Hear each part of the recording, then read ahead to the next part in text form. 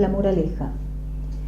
En los remotos tiempos de Júpiter, cuando las ideas abstractas caminaban y las formas literarias tenían cuerpo, cabeza y extremidades como la gente, vivían en Grecia dos hermanas inseparables, pero muy diferentes una de la otra, la fábula y la moraleja. Al revés de sus congéneres, que se la pasaban discutiendo y peleando, el cuento con la novela, la comedia con el drama y la poesía épica con la poesía lírica, ellas andaban siempre juntas y no se disputaban jamás. Esto se debía tal vez a la discrepancia misma de sus caracteres, ya que es cosa sabida que para disputarse es preciso tener cuando menos algún rasgo o algún interés en común. Y nuestras hermanas, a decir verdad, no tenían absolutamente ninguno.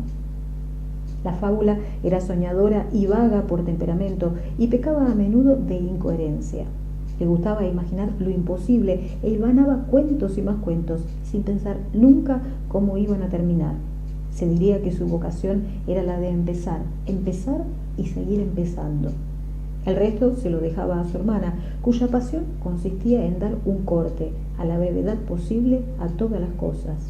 La moraleja amaba redondear las historias que inventaba la pobre fábula, sintetizarlas y comprimirlas sin ninguna piedad, e infundirles a toda costa algún sentido, preferentemente práctico.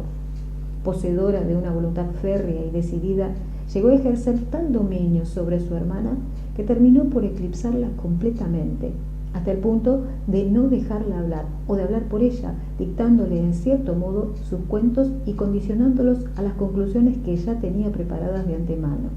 En esta forma, al asumir el papel de la otra y también el de ella misma, redujo en último término el binomio a una especie de monomio o simulacro de pareja, semejante al de un ventrílocuo con su muñeco.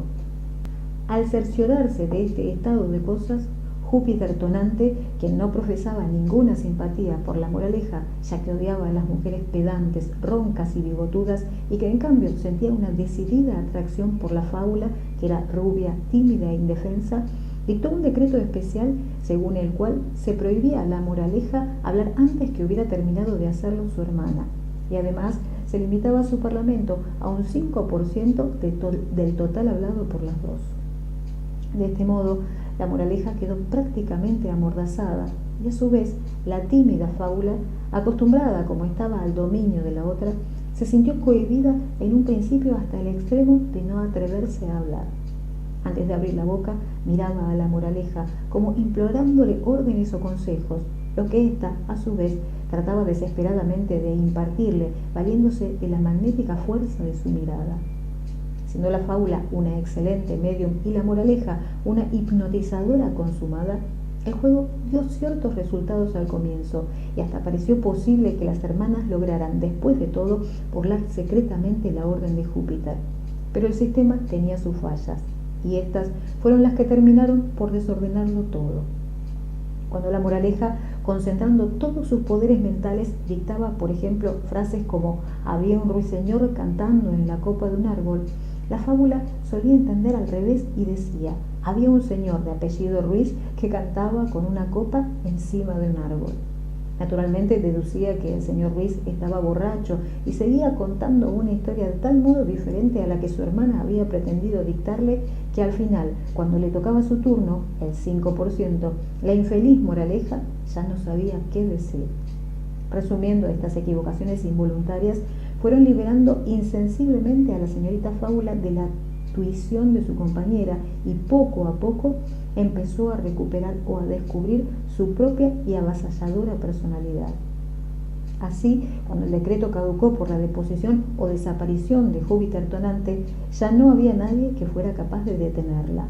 El mundo había cambiado violentamente, el Olimpo había pasado a convertirse en un promontorio frecuentado por excursionistas y los antiguos griegos habían desaparecido, siendo reemplazados de golpe por los griegos modernos, señores con faldas repolludas, medias largas de algodón y bigotes negros terminados en punta.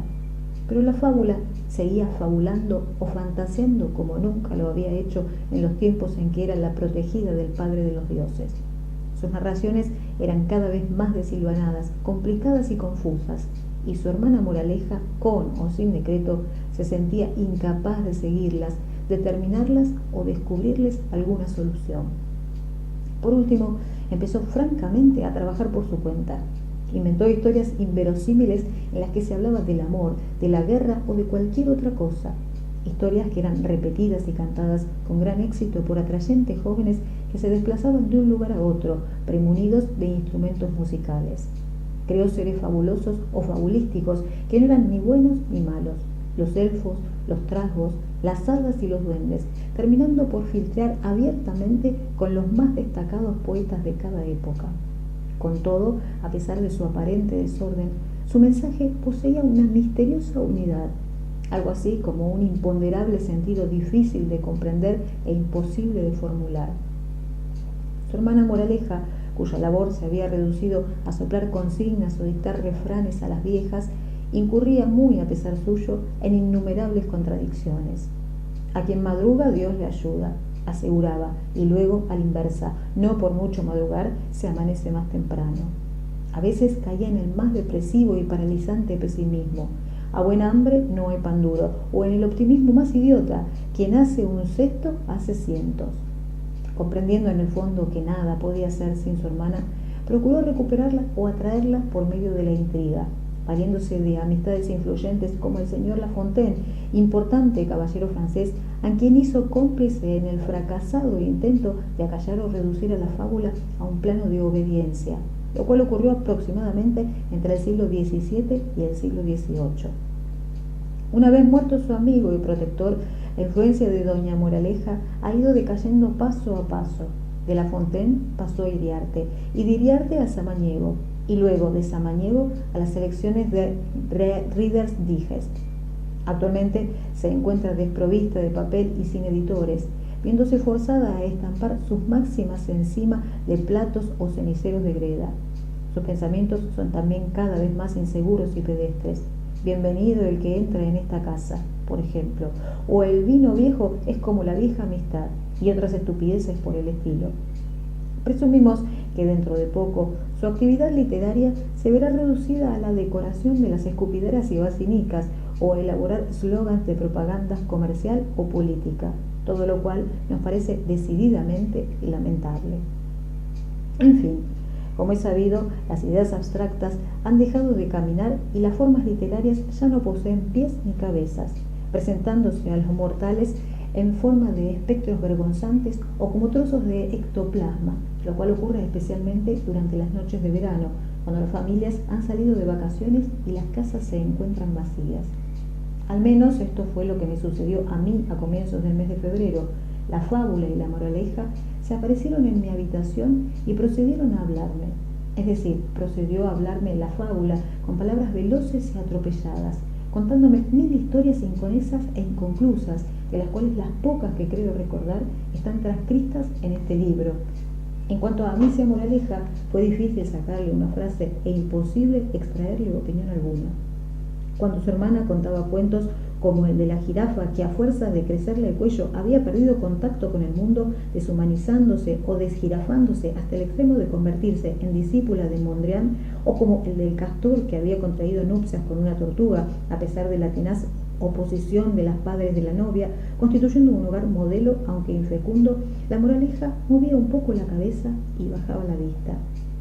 ¿Qué opina usted de todo esto?, preguntaba yo. ¿Opinar? Es tan difícil opinar en los tiempos actuales. Sería necesario tal vez recopilar mayores antecedentes antes de aventurar una opinión. Quizá pudiera decirse, de un modo muy general, que el asunto resulta un tanto relativo. Pero, ¿usted cree en la legitimidad de los matrimonios estériles? Sí y no. Convendrá al menos en que hubiera sido preferible que la jirafa hubiera tenido el pescuezo más corto. Tal vez, o todavía más largo, quién sabe. Terminada la noche, las dos hermanas se disolvieron en el aire, dejándome en una disposición de ánimo un tanto melancólica. Un conjunto de fábulas sin moraleja me parecía y sigue pareciéndome algo vacío, por no decir inmoral. Desgraciadamente, el asunto parece no tener remedio desde el momento en que las mitológicas señoritas se negaron a trabajar en equipo. Tal vez el próximo verano tenga oportunidad de conversar con la moraleja a solas y entonces Quizá pueda recoger sus pensamientos en la forma de un moralejario, desprovisto de fábulas, lo cual descargaría considerablemente mi conciencia. José Edwards.